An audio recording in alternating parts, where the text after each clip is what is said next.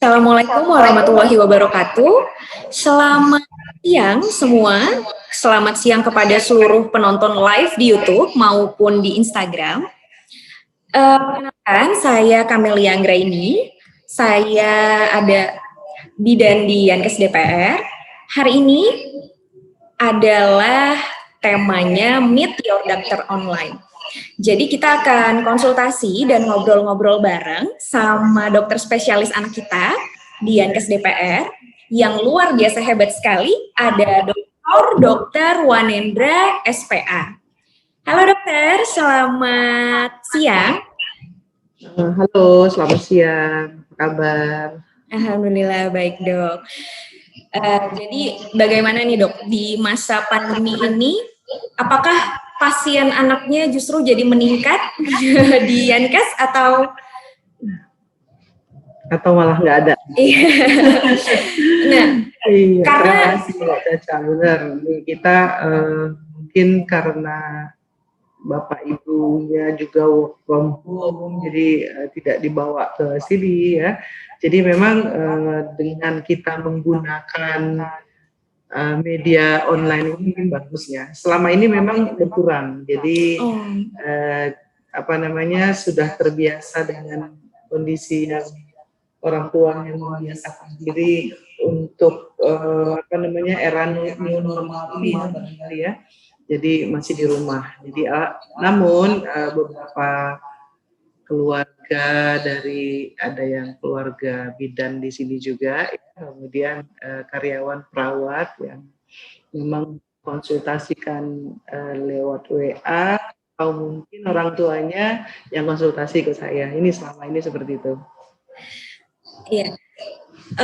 Memang di masa pandemi ini mungkin banyak orang tua yang khawatir membawa anaknya ke fasilitas kesehatan ya dok ya, sehingga jadi lebih enggan untuk membawa anaknya. Bahkan kemarin sempat ada penundaan untuk imunisasi. Betul nggak tuh dok?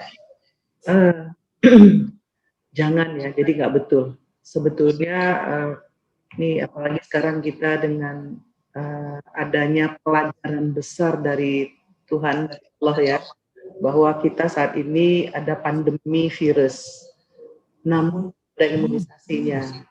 Nah, oleh sebab itu penundaan imunisasi yang sudah ada vaksin itu tidak baik. Nanti malah kita terjadi pandemi yang lain gitu ya. Jadi oleh sebab itu teman-teman ibu-ibu yang ada di rumah coba dilihat buku imunisasinya kembali. Kapan mestinya Bapak Ibu membawa anaknya untuk imunisasi? Kita siap di sini untuk melakukan imunisasi.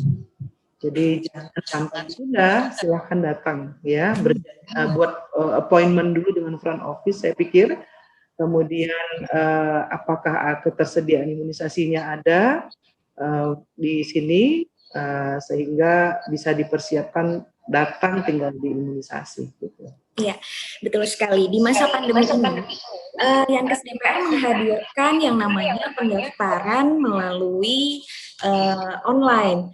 Jadi untuk yang mau datang imunisasi anaknya bisa langsung telepon saja dulu ke bagian pendaftaran Yankes DPR, lalu nanti akan disesuaikan dengan jam kedatangan dokter. Jadi nanti datang langsung diberikan pelayanan, terus sudah selesai gitu. Jadi tidak berlama-lama di fasilitas kesehatan.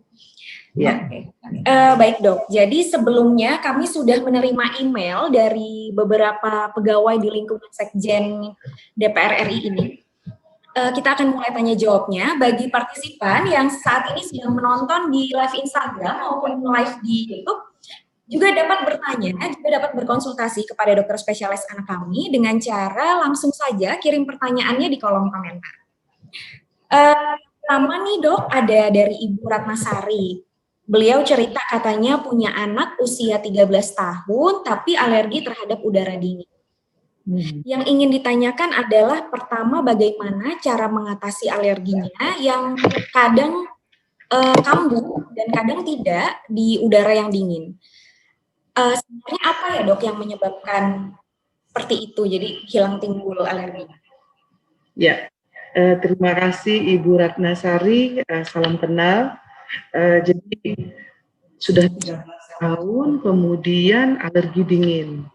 Ya, jadi alergi itu adalah penyakit yang diturunkan.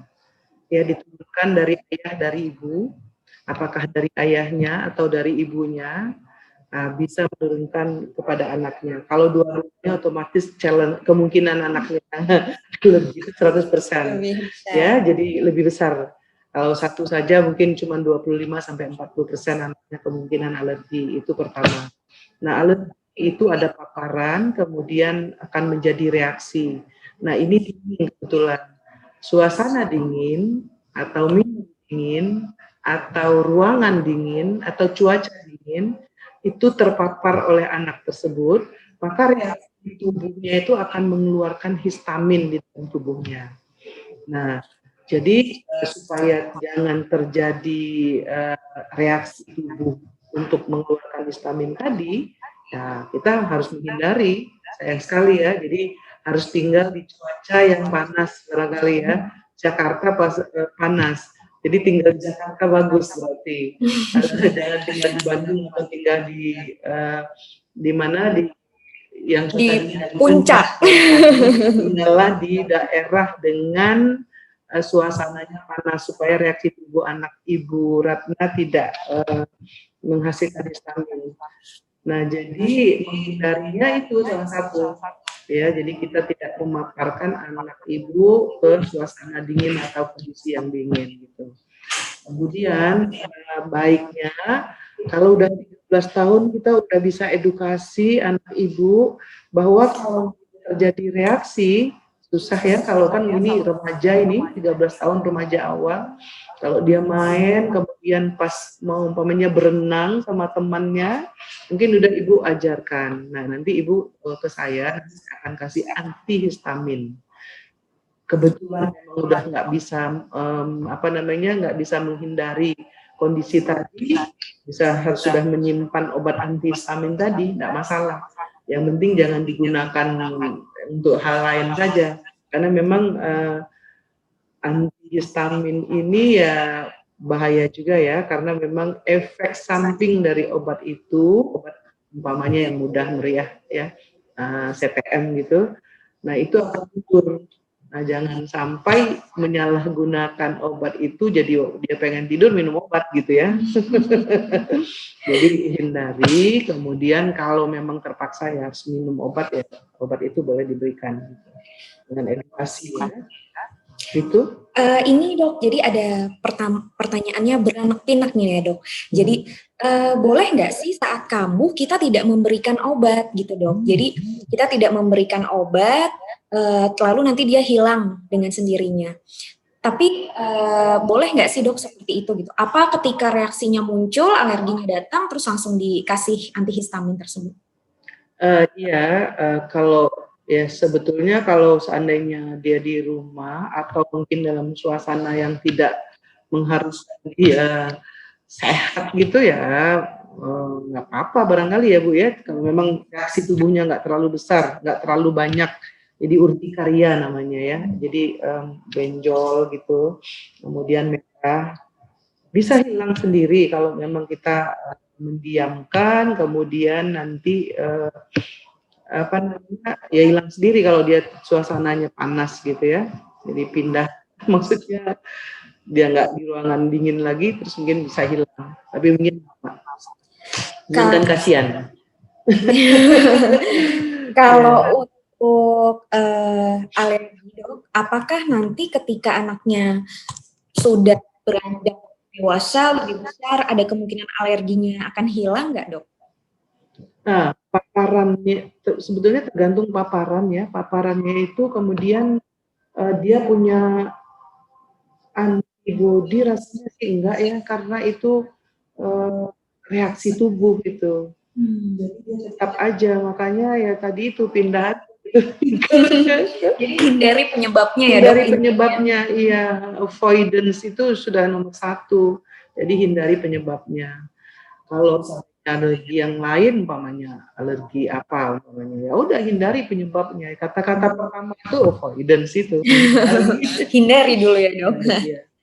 Oke, itu tadi pertanyaan dari Ibu Ratnasari. Kalau Ibu Ratnasari masih ada yang ingin ditanyakan, bisa langsung chat di kolom komentar. Untuk ibu juga atau ayah-ayah yang ingin bertanya namun belum sempat kirim email ke yankes.dprri@gmail.com, bisa langsung bertanya di kolom komentar live Instagram kami, juga di kolom live YouTube kami. Baik, ini ada pertanyaan kedua dari Ibu Fani Vindiawati. Pertanyaannya katanya gini, Dok, bagaimana sih caranya supaya anak mudah adaptasi dengan orang baru dan lingkungan baru di era pandemi ini, Dok? Anak saya umur 1 tahun. Jadi bagaimana caranya dia beradaptasi di lingkungan yang baru? Ya, jadi kalau anak 1 tahun, anak kan baru mulai belajar jalan. Kalaupun dia udah jalan 1-2 langkah, ya kan? Nah, jadi ini masih tergantung kepada orang tuanya. Nah, anak jadi tumbuh kembang anak tuh ada perkembangan psikososial. Perkembangan psikososial anak itu ya kita harus membawa anak itu kepada suasana yang mungkin ya menunjang ya, artinya kita temukan dengan orang lain. Nah, kemudian dia ketemu, kemudian dia terbiasa ketemu dengan orang-orang itulah nanti akan mempertajam atau mempertebal psikososialnya. Jadi dia biasa gitu dengan anak-anak atau orang lain. Nah, dengan kondisi sekarang ini kan kita di rumah, ya otomatis kalau seandainya ibunya cuman rumahnya bapak ibu dan yang lain, ya mungkin sekali-sekali boleh diajak dia dengan menggunakan perlindungan ya untuk melihat orang lain, bahwa orang lain juga dia melihat bahwa menggunakan masker gitu. Kan suasana saat ini kita kan tidak boleh tanpa masker ya, tinggalkan masker. Jadi masker selalu digunakan.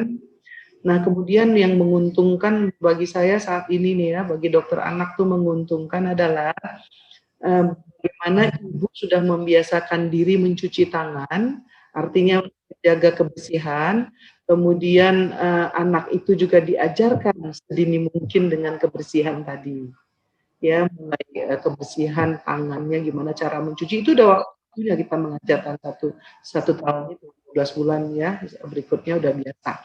Bahkan pada saat itu juga kita toilet training juga kita udah ajarkan. Mulai 6 bulan juga kita ajarkan toilet training. Nah, bagaimana mengatakan bahwa ini adalah bersih, nah itu udah penting buat anak 1 tahun, sudah mulai bisa diajarkan untuk anak 1 tahun ini gitu. Kemudian untuk ibu-ibu yang seperti ini ya, punya 1 tahun ini, memang yang penting di rumah adalah mengajarkan dia 4 komponen tadi ya. Jadi motorik kasarnya, gimana cara mengajar motorik kasar. Ibu stimulasi dengan mulai jalan, biasanya 1 langkah 2 langkah setahun. Nah, ibu ajar jalan, mungkin tidak hanya di rumah, di depan rumah ada pekarangan. Mulai ibu ajak bermain bola, kemudian jangan lupa jangan biar supaya anak mandiri, jangan manja. Coba kalau ibu memberikan baju, kasih baju, kemudian yang pakai kancing, jangan ibu kancingin biar coba diajarin satu gitu ya. Jadi pasti dia mulai. Jadi mengajarkan kemandirian dan motorik halus anaknya. Kemudian mungkin ibu sudah mulai bagi yang muslim kan mendengar azan, dia pasti udah ngikutin itu ya, untuk bahasa dan bicara ibu ajarkan. Menyanyi barangkali, mengaji ya. Kemudian hal lain dengan enaknya ibu mengajar komponen motorik kasar, motorik halus, kemudian bahasa, kemudian biasakan dia itu tersenyum, ketawa, kemudian ketemu dengan orang lain, itu adalah kebiasaan baik untuk anak 1 tahun. Nah, kemudian kok lucu pakai masker gitu, nah ibu mengajarkan dia pakai masker, nutup mulutnya, tapi jangan tutup nanti hidungnya Bu, nggak bisa nafas. jadi cukup mulutnya saja itu. Kemudian sampai hidung, tapi jangan maksudnya masker kain yang comfortable lah buat anak-anak, diajarkan. Saya juga udah kadang-kadang pasien-pasien yang datang itu udah pakai masker, dia ternyata udah bisa. Nah, jadi kemarin saya ketemu pasien, orang tuanya bahkan mau berangkat dia kasih masker sama mamanya terus pakai gitu kan. Nah, artinya mamanya udah orang tuanya udah bisa mengajarkan anaknya itu gitu. Masih dari Ibu Fani nih dok. Jadi sebenarnya sampai umur berapa sterilisasi peralatan untuk alat makan bayi dok? Kalau pertanyaan Ibu tuh simple jawabnya, seumur hidup Bu. Jadi seumur hidup terjaga ya dok? Iya, kenapa? Kan itu kebersihan ya kan? Kebersihan adalah untuk kesehatan. Kita menghindari dari virus, dari bakteri ya yang ada di sekeliling kita. Nah, supaya kita tidak terinfeksi. Nanti kalau terinfeksi virus, bakteri yang jelas-jelas adalah anak ibu diare. Ya kan? Jadi, pada anak itu bahaya sekali. Ya bisa dehidrasi, bisa terjadi panas. Nah, itu kan berakibat fatal kalau kita tidak bisa mengatasinya. Jadi sampai seumur hidup, sampai anaknya udah besar, sampai anak ibu sudah bisa mengetahui bahwa itu adalah jelek gitu kan. Nah, bahwa itu tidak baik. Nah, bahwa yang bersih itu adalah ini. Maka tadi saya sampaikan, alhamdulillah, ya bukan alhamdulillah ada pandemi ya. Sekarang kita syukuri saja apa yang ada saat ini, ya kita saatnya mengajarkan kebersihan sedini mungkin. Kenapa tutup mulut? Supaya kita menghindari virus gitu kan. Nah, Ibu udah mengajarkan sesuatu hal yang penting sudah sejak dini gitu saat ini. Oke, kita sapa dulu nih dok, di kolom komentar ada Ibu Warni Hamidi. Halo Ibu Warni Hamidi. Ibu Warni bertanya nih dok, jadi kita jawab dulu ya dok yang ada di kolom komentar. Katanya gini, apakah berbahaya bagi anak usia 12 tahun yang makan nasi goreng hampir setiap hari 1 kali dok? Bahaya nggak dok? Nah, jadi gimana kita mengajarkan makan? Nih Bu Warni, apa kabar? Nah, jadi kita bagaimana mengajarkan makan kepada anaknya, ya kan? Dari dini sampai dengan 12 tahun ya jadi anaknya ya? Iya dong. Nah, ini ada nggak yang dilihat ini? Yang dilihat orang tuanya barangkali ya? Tapi sebetulnya nggak masalah ya. Jadi nutrisi itu harus seimbang. Ya, kalau seandainya memang nutrisinya itu selain nasi goreng itu masih ada, jadi Ibu tetap nasi gorengnya itu mungkin ada nasinya, kemudian ada lauknya apa telur 1 itu kan protein, ya kan. Kemudian di dalamnya Ibu masukkan nanti ada sayuran, ya kan. Apa namanya itu sayur-sayur sawi itu kan biasanya gitu dibanyakin. Brokoli ya dok ya. Lebih bagus lagi gitu ya. Kemudian nanti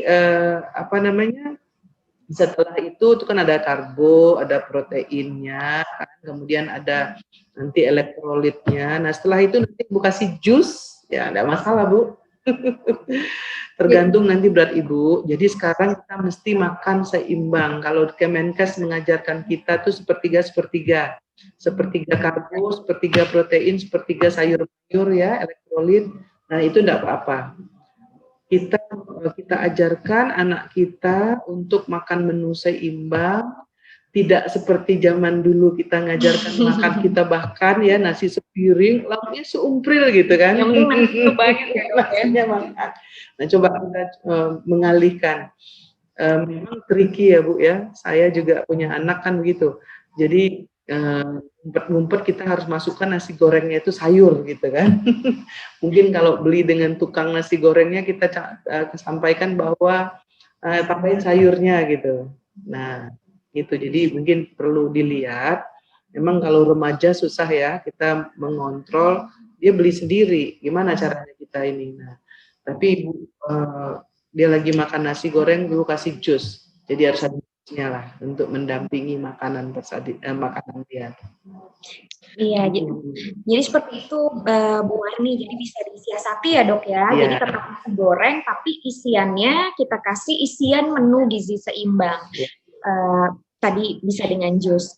Bu Warni bilang emang saya perkenalkan dok, terus doyan. Ya alhamdulillah ya Bu. Jadi makanannya tetap favorit, jadi nutrisinya tetap masuk, tapi juga dengan gizi seimbang. Iya betul. Saya ingatkan kembali. Seluruh partisipan di sini dapat memberikan pertanyaan dan berkonsultasi langsung via chat di kolom komentar Instagram dan juga di kolom komentar YouTube. Untuk selanjutnya mungkin kita akan bertanya kembali ke pertanyaan yang via email ya dok, sambil menunggu dari kolom komentar. Ini ada dari Ibu Nisa. Katanya, oh maaf dok, ini yang Bu Warni tadi bertanya, tidak berkurangkah dok kandungan sayurnya ketika dicampur dengan nasi goreng? Oh tidak. Saya pikir tidak ya. Tetap sayur itu, kan nasi goreng paling kan juga nggak lama kan. Nggak masalah menurut saya, karena kan nanti yang kita harapkan itu sayur itu adalah menjadi membuat serat, kemudian dia ada vitaminnya, kemudian nanti dari zat-zat itu ada juga elektrolitnya. Saya pikir nasi goreng kan tidak sambil layu banget kan, tidak. Saya pikir tidak. Jadi, atau mungkin dimasukinnya pas sayurannya terakhir kali ya dok ya, jadi tidak terlalu layu kalau memang maunya lebih lama. Yang penting ibu lihat itu nanti di tukang nasi gorengnya itu dia menggunakan minyaknya apa gitu ya. Kemudian ini yang paling penting, yang saya tuh susah ya menurut saya, kenapa ya pakai MSG. Nah itu tuh ya kita kan punya ya di rumah, kan bukan kita yang masak. Membuat orang percaya diri bahwa masakannya itu enak tanpa MSG. Iya. Saya juga di rumah susah itu. Ya, sebenarnya mereka mesti tahu kenapa sih gitu ya. Kenapa MSG ini nggak benar, nggak boleh gitu. Nah, bahkan kita sebetulnya sudah mengajarkan untuk membuat MSG sendiri. Nih Bu, saya ya Bu ya, mungkin Ibu beli udang kemudian Ibu blender, kan di blender rata-rata ibu-ibu sekarang udah punya ya.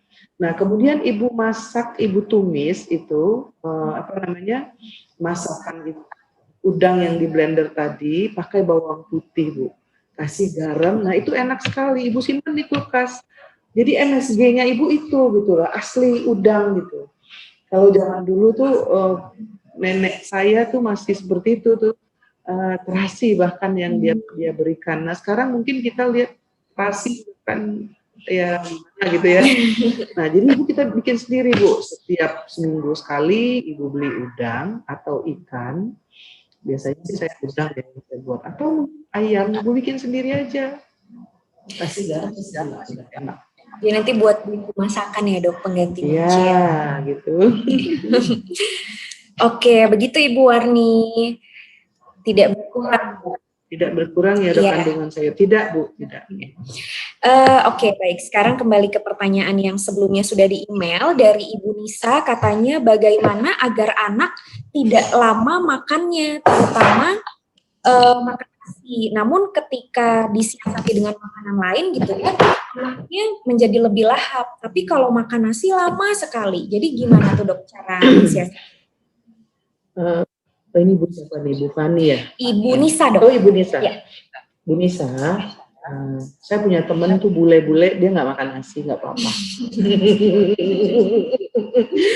Bu, jadi karena memang Indonesia itu kan tanah pertanian bagus, jadi orang zaman dulu, leluhur kita menggunakan nasi sebagai sumber makanan yang utama, ya kan, sampai dengan saya usia 5 tahun nih masih gitu.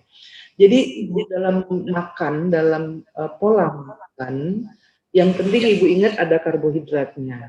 Boleh nasi, boleh tidak nasi. Yang tidak nasinya apa? Jagung umpamanya, sagu umpamanya, apalagi?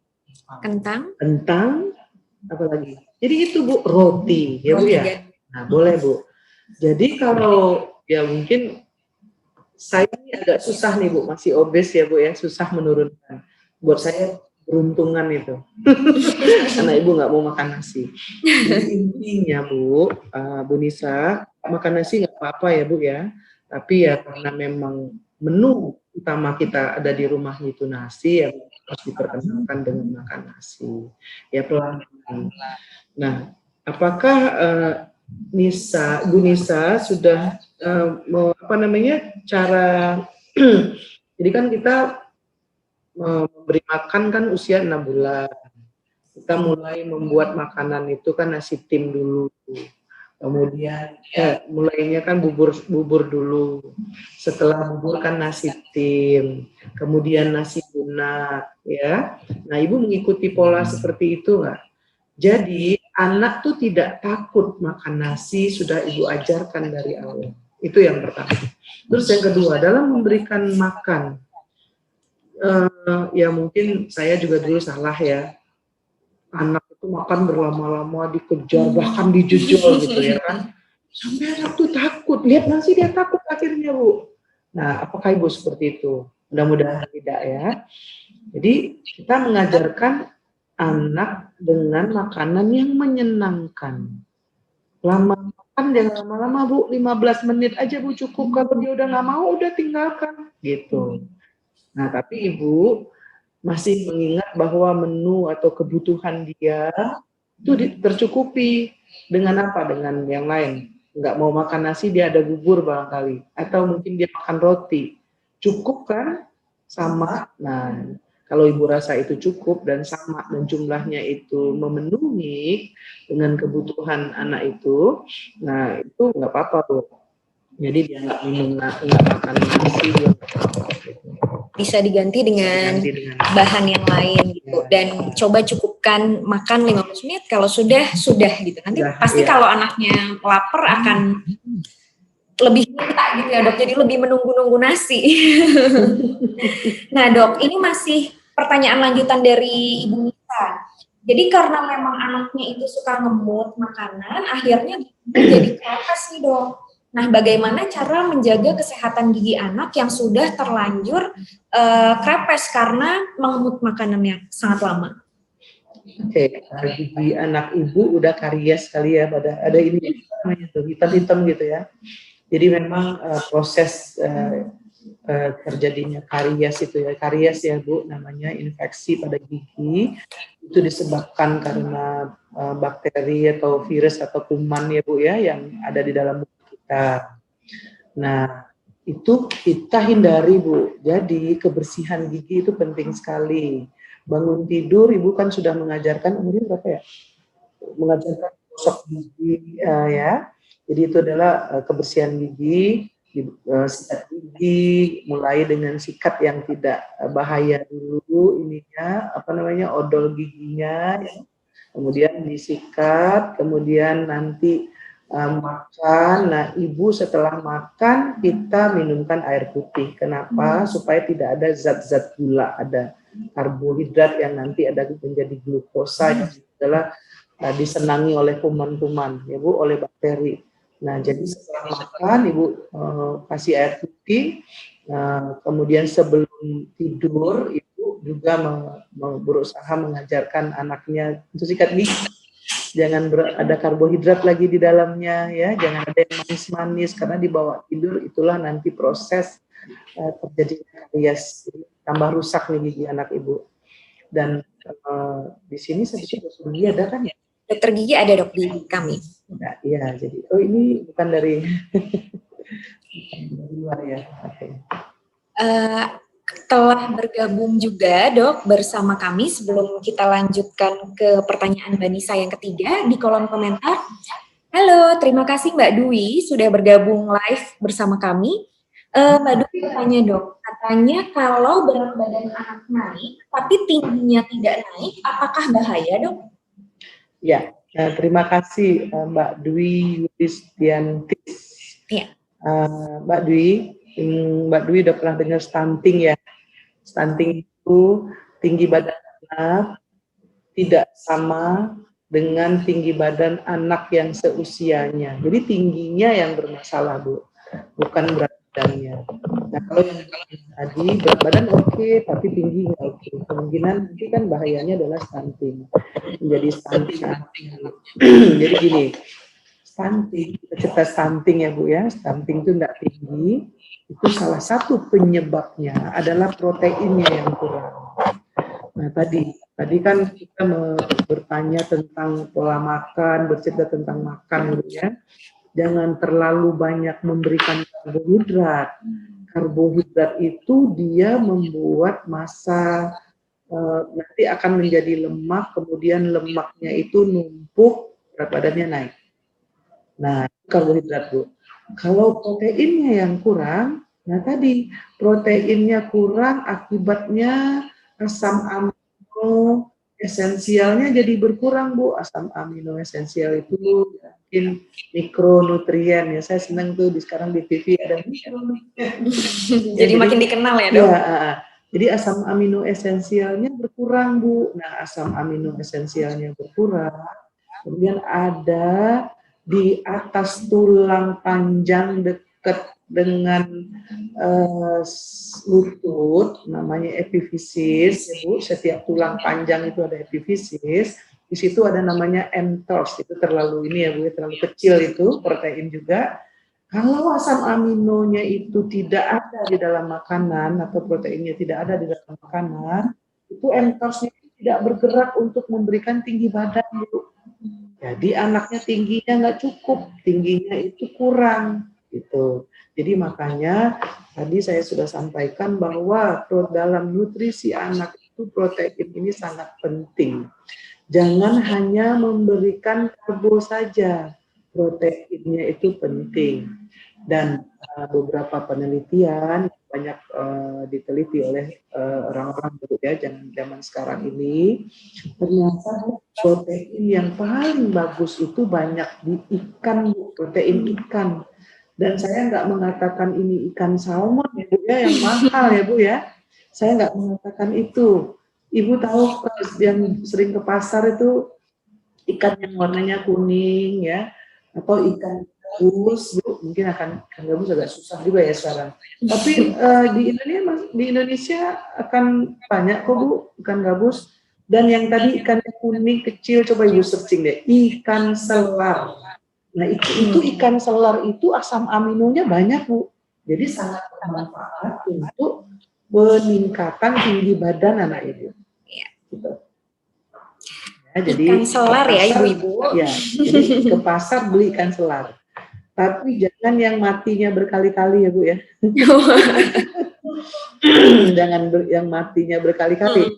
Coba cari yang segar. Oh, cari yang masih fresh cari yang gitu ya. Masih fresh, yang segar. Jadi kemungkinan asam aminonya banyak, jadi bermanfaat untuk tumbuh kembang anak Ibu. Boleh Mbak Dwi di komen apakah tinggi badannya sama dengan anak seusianya gitu, rata-rata sama, atau memang tidak kenaikan berat badannya ini terus tinggi badannya tapi masih di bawah rata-rata dari kawan-kawan sebayanya. Coba boleh jawab di kolom komentar ya. Untuk selanjutnya dulu Dok, yang dari Ibu Nisa, pertanyaan poin ketiganya itu bagaimana cara menyapih bayi dengan nyaman supaya anak tidak ngempeng terus. Anak Ibu ngempeng Bu ya. Mudah-mudahan enggak, jadi nanti rusak giginya Bu. Jadi mungkin gini, jadi anak itu kan kalau dia kenyang, dia tenang kan Bu. Nah, perhatikan jadwal makannya. Perhatikan jumlah makanan yang Ibu berikan sama dia. Sehingga kalau dia tenang, dia tidur nyenyak, nggak perlu lagi ngempeng. Gitu. Jadi sedikit-sedikit, pelan-pelan. Jadi ini umpamanya anaknya udah, kita mau KB ya 2 tahun, anaknya mau KB dan memberikan ASI selama 2 tahun, kemudian kita pelan-pelan kita ganti, jangan minum ASI, mungkin sudah susu yang lain gitu. Nah kalau dia memang susu, artinya Ibu memberikan susu botol, susu formula dalam botol, dia ngempeng dengan itu, Ibu bisa menggunakan ada ini yang bukan jadi gelas ditutup, kemudian tutupnya itu bisa seperti kita sedot, atau Ibu ganti jadi sedotan. Nah kalau dia udah Ibu berikan itu, otomatis masa dia ngempeng dengan sedotan terus kan nggak mungkin. Jadi memang pandai-pandailah kita mengganti kebiasaan buruk, ya saya bilang dalam tanda kutip kebiasaan buruk anak itu dengan sesuatu yang baik, dengan menyedot. Nah kalau dikasih sedotan itu tuh udah memberikan pelatihan pada otot-otot mulutnya Bu, sehingga nanti dia akan mengunyah dengan baik. Setelah mengunyah, dia capek mengunyah, dia selesai berhenti gitu. Jadi nyapihnya sopan, perlahan-lahan gitu. Ganti gitu ya dok ya. Iya. Terima kasih dok atas jawabannya, sangat jelas sekali dan mudah dipahami. Itu Sama-sama. tadi dari Mbak Dwi. Terima kasih Mbak Dwi sudah bertanya di kolom komentar kami. Iya. Bagaimana Mbak Nisa, kalau masih ada yang mau ditanyakan bisa langsung komen di kolom komentar Instagram Live maupun YouTube kami. Lalu berikutnya ini ada dari Ibu Vika Puspita dok. Wah, pertanyaannya lumayan panjang nih, ada ceritanya nih dok. 16 tahun. Izin bertanya dok, perihal adik saya, umurnya sekarang sudah 16 tahun. Dari kecil, umur 3 tahun, dia sering sekali kalau mau tidur atau kalau lagi bersantai, dia sering menuang air ke kakinya. Kalau dilarang menangis, bahkan itu sampai dengan sekarang. Dan makin memperparah di usia 13 tahun karena suka tertawa sendiri, berbicara sendiri, mondar-mandir terus-menerus. Tapi kalau diajak ngobrol nyambung dok. Dan saat ini kondisinya makin buruk. Tidur tidak mau menggunakan baju, telanjang, tidak kenal malu. Dari usia 13 tahun sudah ke medis, dokter jiwa. 2 bulan konsultasi tidak ada perubahan. Dikasih obat, hanya efeknya jadi sering tidur saja. Ke pengobatan yang sifatnya rohani, seperti ustadz atau ustazah untuk minta doa juga tidak ada perubahan. Saya sebagai keluarga harus bagaimana dok? Wah, Bu Vika, jadi gini Bu Vika. Bu Vika mungkin harus harus menguatkan diri dulu. Bagaimana caranya kita menguatkan diri? Kita harus percaya diri, Bu. Percaya diri, kita berdoa kepada Allah, kepada Tuhan untuk kita bisa melakukan itu. Nah, anak ini kalau kita lihat perkembangannya, psikososialnya terganggu ya Bu ya. Dia mungkin sehat, tingginya oke, beratnya oke, kemudian dia berjalan, kemudian dia bisa sehat, fisik yang masalah, psikis yang masalah. Bu, banyak berdoa ya Bu, itu nomor 1. Nah, coba ini tip dari saya ya Bu, karena saya dokter anak, saya akan kelainan fisik, kelainan medis, itu mungkin keahlian saya, tapi jiwa ada lain ya Bu ya. Tapi tips dari saya tuh begini, coba Ibu berikan kepercayaan diri anaknya. Bagaimana menimbulkan anak Ibu yang cantik, laki-laki atau perempuan? Tidak disebutkan ya. Cantik atau ganteng, Ibu tumbuhkan kepercayaan dia. Ibu satu keahlian kepada dia. Nah, setelah itu Ibu ajak untuk assessment diri anak Ibu, bahwa kita punya target nih umpamanya kalau dia muslim ya ngaji kali gitu ya, mengaji atau menghafalkan apa gitu. Nah, kita target 1 juz atau mungkin menghafal 1 halaman gitu Ibu ya, atau nyanyi deh yang gampang. Nyanyinya ayah bunda gitu umpamanya.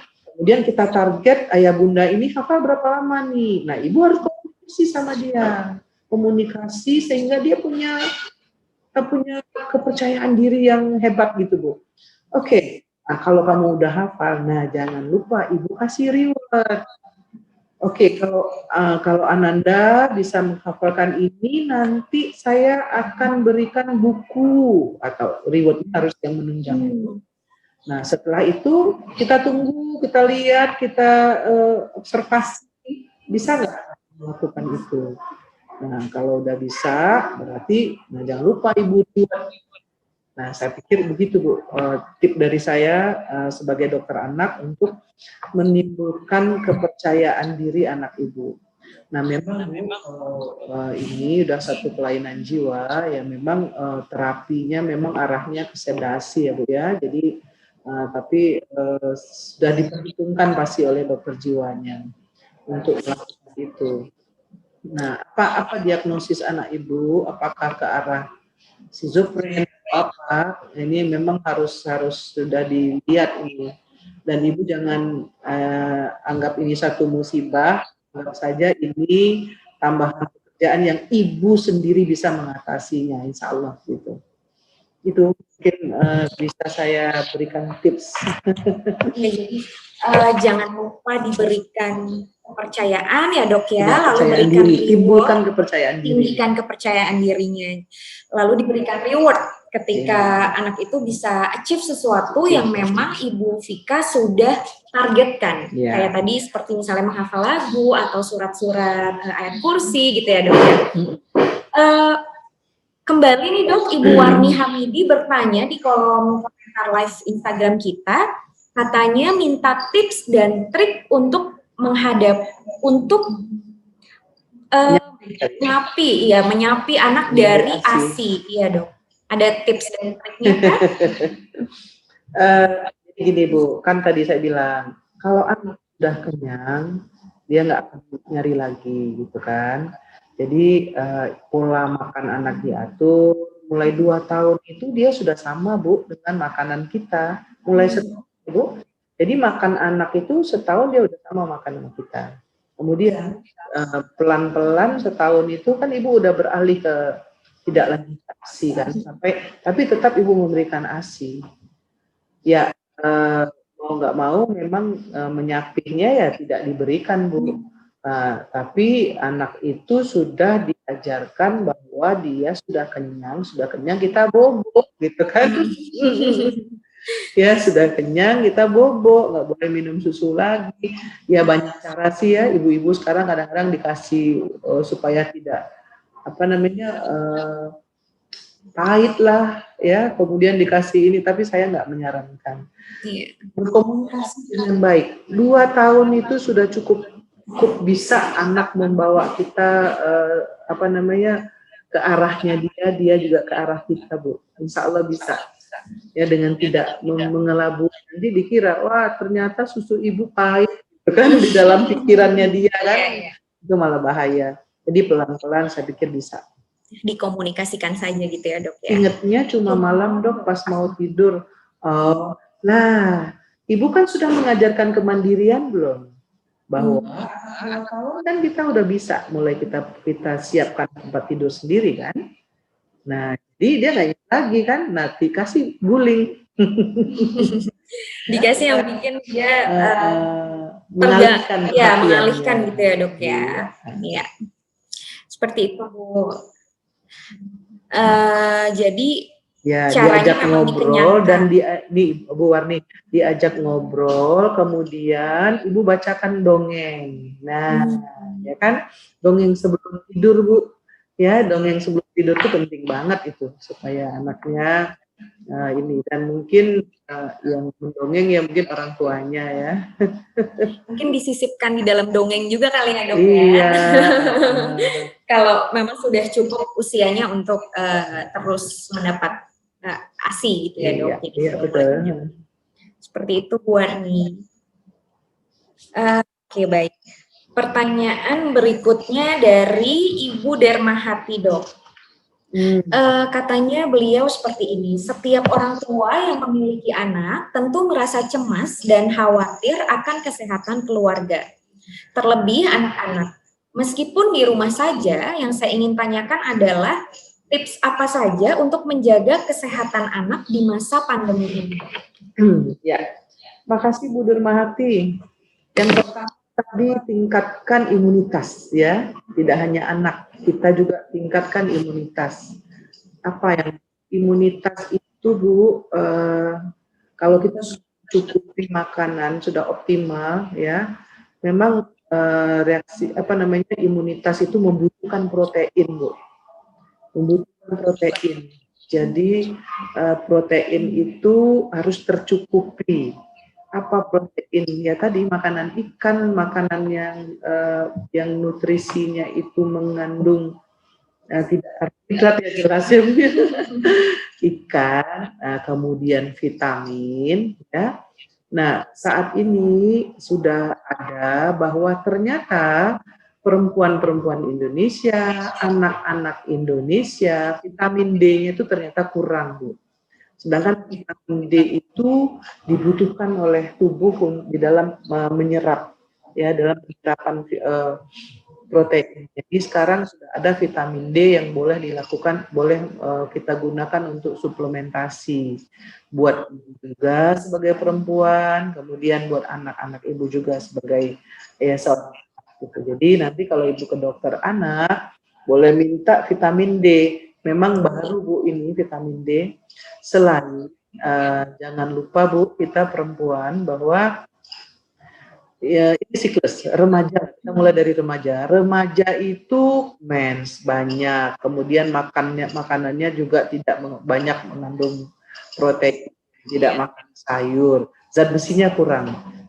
Masih angka 55% anak-anak atau perempuan Indonesia atau putri-putri remaja putri di Indonesia itu anemia, Bu. Ini masih masalah Indonesia, masih sampai sekarang. Kemudian putri remaja ini kan nanti menjadi dewasa, mens juga, sama pengeluaran zat besi itu banyak. Nah, ibu-ibu muda yang anemia itu banyak sekali, masih juga menjadi persoalan kita. Kemudian anemia, kemudian menyusui anemia, dan bayinya juga bisa menjadi anemia. Oleh sebab itu, kalau anak ibu itu prematur, usia 2 bulan anak prematur itu sudah harus mendapatkan suplementasi zat besi. Itu yang selalu dilupakan. Kemudian kalau anaknya sehat, normal lahirnya, 4 bulan diberikan suplementasi besi. Saya sering sekali mengingatkan ibu-ibu yang kadang lupa, ya, bawa ke dokter. Dan mungkin dokternya juga lupa, tidak mengingatkan atau tidak meresepkan gitu ya. Tapi mungkin melalui forum ini saya mengingatkan, cegah anemia untuk semuanya, terutama perempuan, anak perempuan, ya, agar nanti kita sehat. Umpamanya anak ibu nggak nafsu makan, salah satunya karena anemia. Kenapa? Anemia itu kan zat besi itu untuk oksigenisasi, untuk mengangkut hemoglobin yang diperlukan untuk oksigenisasi. Kalau dia anemia, dia capek, mudah capek karena otot-ototnya oksigenisasinya itu kurang.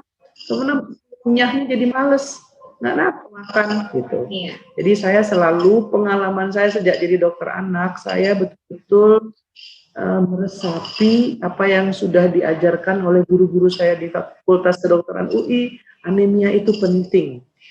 Bahkan pernah nih guru saya mengatakan, Anda tahu tidak akan ada sumbangan luar negeri untuk mencegah anemia, karena ini anemia ini adalah hajatnya individu, dia bilang begitu. Jadi betul-betul saya itu sebagai dokter dan mencermati itu, dan saya ingat banget semua pasien pasti saya ingatkan anemia, jangan sampai anemia. Itu satu. Jadi protein jangan kurang, kemudian vitamin, banyak vitamin, Ibu udah kenal A, B, C, D, E, vitamin C ya Bu. Kemudian sekarang tambahannya D, ya, D. Kemudian jangan anemia, ya. Nah, ini insya Allah kalau sudah diikuti, kita sehat lah. Nah, sehat lahir dan batinnya. Untuk batinnya ya kita berkomunikasi dengan sesama, walaupun kita work from home di rumah saja, kan kita punya gadget ya, bisa say hello kepada keluarga, say hello kepada kepada ibu, bapak, umpamanya ada yang lansia, kita mungkin tidak bisa menjenguk, ya itu kan kebutuhan batin kita. Jadi itu menurut saya yang bisa kita kerjakan, ya Bu. Bu Derma, panjang-panjang nih. Ya seperti yang saat ini kita lakukan ya Dok, karena memang lagi di masa PSBB, jadi kita ada inovasi-inovasi baru dari pelayanan yang DPR. Salah satunya adalah ini konsultasi secara online. Jadi Bapak dan Ibu di sini dapat bertanya langsung kepada dokter kami, dokter yang sangat luar biasa ini. Di kolom komentar nanti akan langsung dijawab oleh dokter kami di acara ini. Ayo kirim pertanyaannya, karena tidak terasa nanti 10 menit lagi kita sudah harus selesai karena sudah 1 jam konsultasinya. Jadi boleh langsung saja dikirim pertanyaannya di kolom komentar ya. Berikutnya ini ada Ibu Nuri Dok. katanya apa yang harus dilakukan jika anak 1 bulan susah tidur? Jadi anaknya susah nyenyak nih dok, usianya baru 1 bulan. Oke, coba ibu sebelum mengatakan anak ibu susah tidur, ibu assessment, ibu menilai dulu. Apakah anak ibu betul susah tidur atau jadwal tidurnya itu beda dengan jadwal tidur ibu? Ya, coba lihat. Coba pagi-pagi habis kasih makan, ibu tidur kan anaknya? Tuh tidur berapa jam? Dari habis makan jam 8, dia ASI ya, masih 1 bulan ini ASI. Jadi banyak tidur Bu, memang kebutuhannya itu tidurnya memang banyak anak 1 bulan ini, berbeda sama kita. Nah, banyak sepanjang yang pengetahuan saya, maksud saya sepanjang yang saya temukan selama ini bukan susah tidur, tetapi jadwal tidurnya yang berbeda dengan jadwal tidur orang tua gitu. Nah sekarang mungkin yang bisa saya kasih tips bagaimana menyiasatinya. Jadi kalau terutama maghrib ya Bu ya, maghrib itu kan mungkin saatnya kita ajak di rumah, ajak main. Ibu kalau muslim kan sholat, letakkan anak ibu sebelah. Jadi dia ibu sholat, bawa ibu sholat, ya kan, bawa ibu sholat. Kemudian ajak ngobrol setelah itu. Kalau ibu mau ngaji, biar anaknya dengerin ibu ngaji gitu. Artinya jangan tidurkan Bu. Ah, saya mau sholat, tidurkan dulu, jangan. Dokter, mohon maaf, mungkin handphonenya bisa posisinya berubah dok, karena katanya ada noise dan kresek-kresek banget gitu dok. Iya, noise-nya terpenting. Oh iya. Ya, dilanjut dok. Nah, itu begini.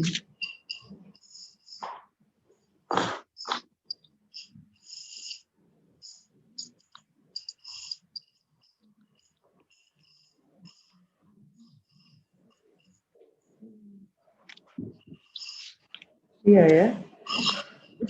Nah itu dan cara menidurkannya, jadi gini Bu ya, jadi pas waktu maghrib sampai dengan jam 8, jam 9, itu ibu masih main sama anaknya, jangan ditidurkan. Nah, waktunya ibu tidur setelah itu, tidurkan anak dulu, lalu ibu tidur. Jadi kan betul-betul waktu tidurnya sama sama kita. Tapi apa namanya, bisa kita hindari tidur sore. Kalau pagi-pagi kan nggak mungkin kita untuk tidak tidur, tidak menidurkan. Memang waktu tidur dia lebih banyak dari waktu tidur kita. Jadi sesuaikan dulu ya dok, waktu tidurnya ya. Ini ada noise ya? Iya. Terima kasih Bu Warni atas infonya tadi. Ya suaranya Mbak kresek-kresek gitu dok. Makanya jadinya kita coba perbaiki ya. Mohon maaf juga kepada seluruh partisipan yang mungkin agak sedikit kurang nyaman. Kami saat ini masih berusaha untuk memperbaiki kendala teknis yang ada. Ya,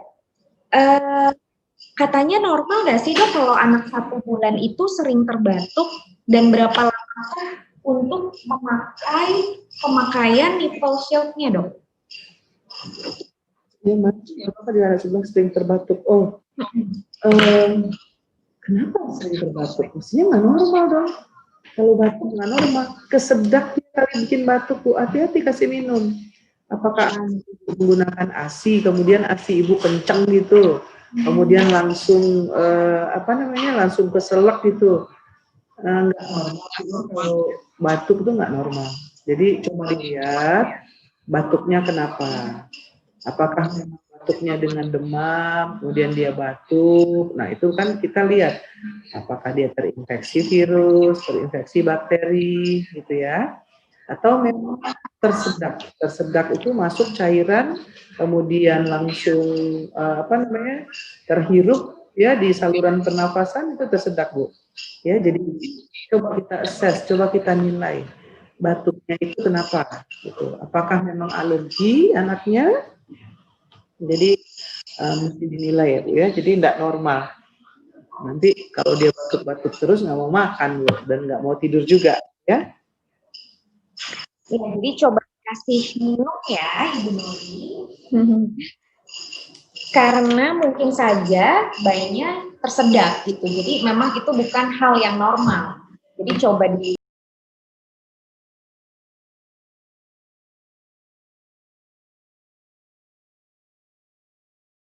pada hari ini sambil menunggu dokter Wanedra.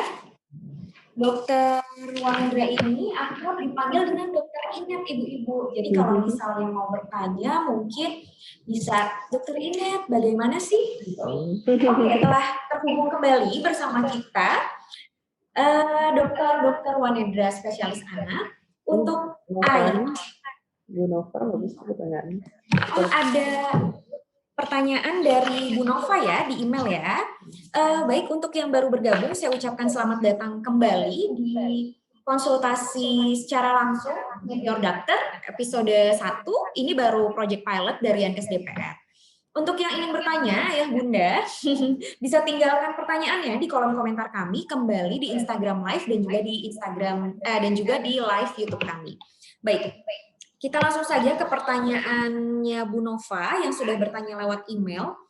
Katanya gini, anak sudah mau 1 tahun tapi belum bisa merangkak, yang badannya diangkat itu dok.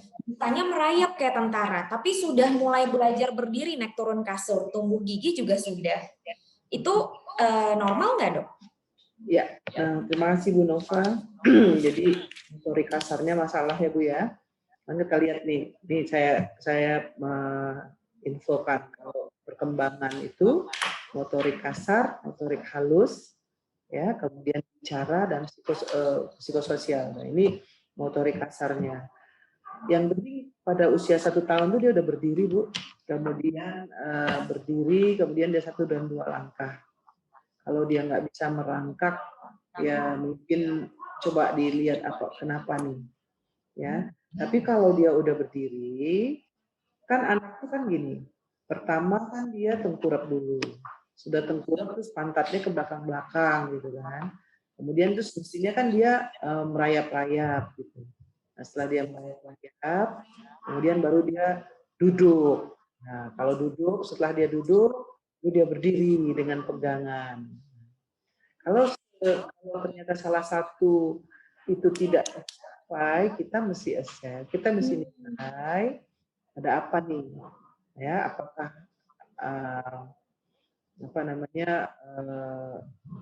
memang tidak lentur atau memang tidak ada tempat yang, ya nggak mungkin juga tempat yang tersedia ya. Tapi paling tidak kita menilai capaian optimal anak itu. Tapi kalau tadi seandainya dia 1 tahun sudah berdiri, langkah 1 langkah 2 langkah, itu menurut saya sudah bagus. Jadi coba di assess dulu ya dok, dilihat dulu ya bagaimana. Apakah dia yang tidak lentur atau memang ada sesuatu gitu ya dok ya? Ya. Kalau tadi pertanyaan dari Bu Nova nomor 2 seharusnya sudah terjawab karena tadi Bu Dwi juga menanyakan hal yang sama tentang berat badan naik tapi tingginya nggak naik gitu. Jadi bisa nanti kembali disimak. Mungkin kalau Ibu Nova ketinggalan dengan jawaban yang sebelumnya mungkin bisa ditonton nanti di YouTube kami di Pelayanan Kesehatan DPR. Langsung aja ke pertanyaan ketiganya Bu Nova. Katanya anak pertama kemarin berhenti ASI usia 6 bulan 1 minggu. Lalu diganti pakai susu formula. Alasannya karena mamahnya lagi hamil. Nanti pas sudah lahiran boleh nggak dok disusuin bareng dengan adiknya? Bu Nova, siapa ini? 6 bulan terus hamil. Waduh, saya sebagai bidan langsung kabeh. Gimana nih Bu Bidan? Ya, jangan ya Bu. Jadi kalau memang sudah terlanjur punya adik, Ibu silahkan yang kakaknya itu diberikan susu formula Bu. Kenapa? Itu kita khawatir tidak cukup nanti untuk kalori adiknya. Kan kita mau memberikan adiknya itu supaya optimal gizinya. Kalau diikuti dengan kakaknya, saya khawatir nanti tidak cukup. Ya Bu. Jadi nanti ASI anak itu berarti untuk berdua ya. Ya memang bagusnya untuk sendiri ya Bu ya, walaupun memang kalau anak kembar mungkin bisa juga. Tapi yang jelas kebutuhan kalori anak itu, seorang anak itu beda. Jadi sesuai dengan berat badannya, kemudian tinggi badannya, ya sesuai dengan usianya. Khawatir kalau seandainya untuk berdua kurang. Tidak cukup ya dok ya. Iya. Jadi mungkin yang anak pertama terpaksa memang tidak dapat melanjutkan ASI gitu. Tapi yang kedua jangan sampai terulang Bu Nova. Jadi bisa datang aja ke pelayanan kesehatan DPR. Kebetulan Ibu Nova adalah pegawai di lingkungan Sekjen DPR RI, jadi bisa langsung bukan meet your doctor lagi nih sekarang, bisa meet your midwife. Jadi nanti KB-nya seperti apa agar tidak terulang ya dok ya. Iya betul. Baik, terima kasih Bu Nova atas pertanyaannya. Berikutnya nih dari Ibu Vira dok. Kalau lagi susah makan, baiknya tetap dikasih makan sesuai dengan jadwal, walaupun cuma sedikit, atau yang tadi seperti dokter bilang, diberikan batas waktu sampai nanti anaknya minta lagi untuk makan dok.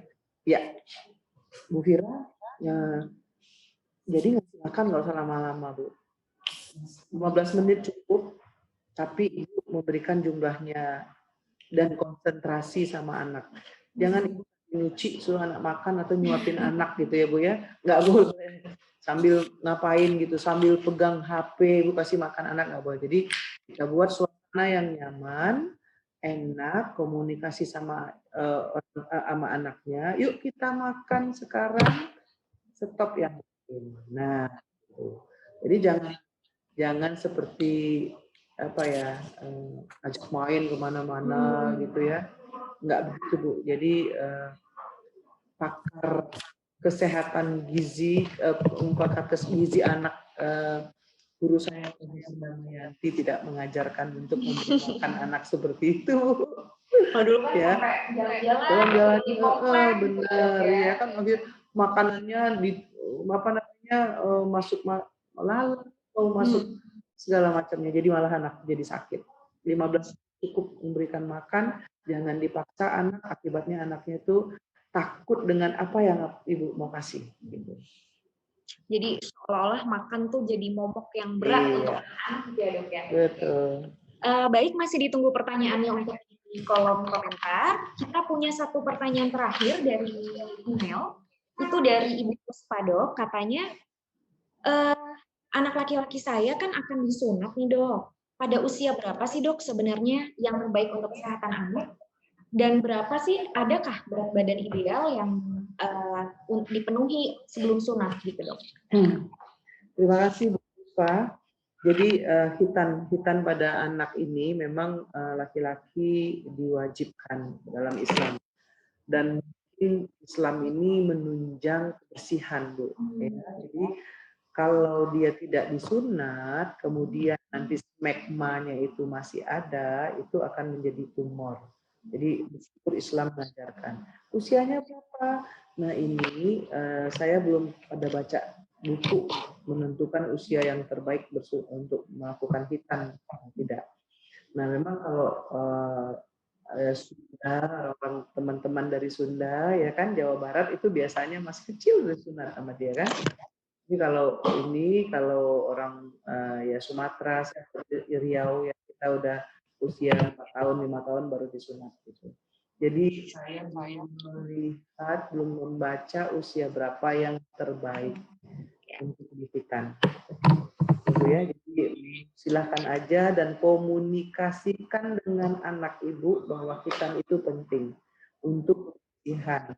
Memang pertama dia takut, tapi nanti lihatlah ada anak-anak lain di hitan, dan untuk apa di hitan, nah itu yang penting ibu komunikasikan dengan anak ibu. Terakhir dok, ada dari YouTube live kita, katanya bertanya, solusi anak yang sering biang keringat dan banyak terutama di jidat dan juga di dekat kepala serta leher tuh gimana ya dok biar tidak selalu timbul gitu? Oke, biang keringat itu biasanya bisa karena dia alergi, itu merupakan reaksi di tubuhnya. Ya, kemudian apa namanya? tadi reaksi itu adalah reaksi alergi biasanya.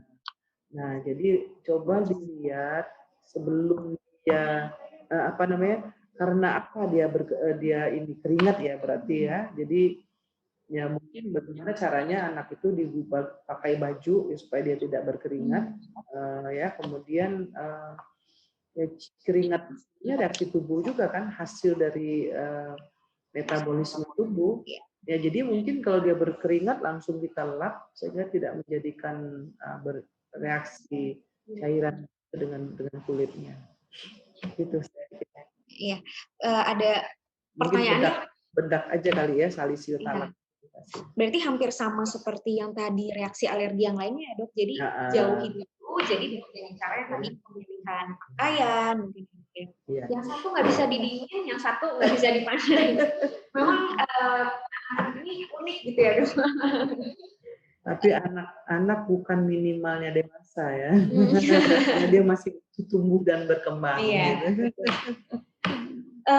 Pertanyaannya beranak nih dok, masih dari komentar yang sama, katanya kalau bisul pada anak biasanya disebabkan oleh apa ya dok? Nah, bisul pada anak bisul itu adalah infeksi, jadi infeksi virus atau bakteri kemudian tertutup oleh kulit gitu ya. Nah itu harus dikeluarkan. Jadi kalau reaksi inflamasi namanya, inflamasi itu adalah reaksi antigen antibodi, bisa disebabkan oleh infeksi, bisa disebabkan oleh tidak infeksi. Nah ini kalau bisul ini biasanya infeksi, ya infeksinya juga biasanya bakteri, numpuk sehingga dia mengeluarkan nanah ya. Nah itu harus dikeluarkan nanahnya. Nah setelah nanahnya dikeluarkan diberikan antibiotik supaya tidak berkembang lagi gitu. Nah bisa juga karena anak itu alergi makan apa kemudian suka bisul gitu ya. Nah itu biasanya reaksi alergi yang tadi urtikaria jadi ini terus dia terinfeksi. Nah itu harus antibiotik. Memang harus antibiotik gitu ya dok ya. Iya. Oke, tidak terasa dok, 1 jam lebih offside waktunya. Iya, 1 jam lebih 12 menit.